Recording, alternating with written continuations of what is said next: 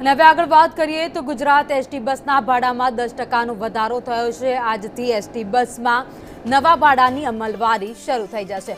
48 કિલોમીટરની મુસાફરીમાં ₹1 થી 4નો વધારો કરાયો છે। મુસાફરોને ધ્યાને રાખી માત્ર 10%નો વધારો કરાયો છે। નિયમ મુજબ 68%નો વધારો સૂચવાયો હતો। તો 2014 થી 2023 સુધી 68%નો વધારો સૂચવવામાં આવ્યો હતો। અમદાવાદથી મહેસાણાનું ભાડું ₹95 થી વધીને હવે ₹105 થઈ ગયું છે। આપણો ભાવ વધારાનો પહેલા 210 કે 15 રૂપિયા હતા, અત્યારે 285 રૂપિયા છે। રોજગારી ઓછી મળે છે અને કોઈ સુવિધા નથી।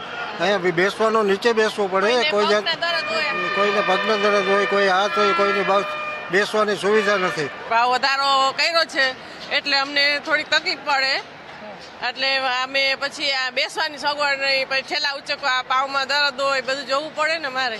ગરીબ વર્ગ છે કે જે મધ્યમ વર્ગનો માણસ છે, જે માંડ પોતાની રોજીરોટી હલાવતો હોય, એને આ 100% અસર, કારણ કે એસટી છે એ માણસના પરિવહન માટે જીવાદોરી છે, એટલે એસટીમાં આવું ન થાય એ વ્યાજબી નથી। તમે ભાવ વધારો કરો છો તો એ પ્રમાણે સુવિધા પણ આપવી જોઈએ।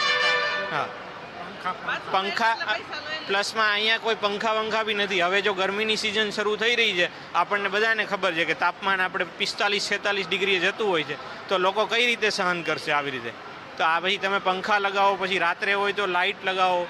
અહીંયા પછી ખિસ્સા કાતરવાનું પ્રમાણ પણ દિવસે દિવસે વધતું જાય છે, ફેલાની ઉથાંતરી થતી જાય છે, તો એ બધી તમારે સુવિધા આપવી જોઈએ। સીસીટીવી લગાવવા જોઈએ। ભાવ ન વધારો, આમ જનતાનું ધ્યાન રાખો, કારણ કે અમે ખોબલે તમને મત આપ્યા છે। ઈરાનથી પેટ્રોલ સસ્તું આવે છે, ડીઝલને તમે શેનો ભાવ વધારો છો? તમારા પગાર ઘટાડો, પેન્શનો બંધ કરો, તમે જે ગાડીઓમાં ફરો છો એમાં થોડી કસર કરો, ભ્રષ્ટાચાર બંધ કરો, મોંઘવારી ઘટાડો।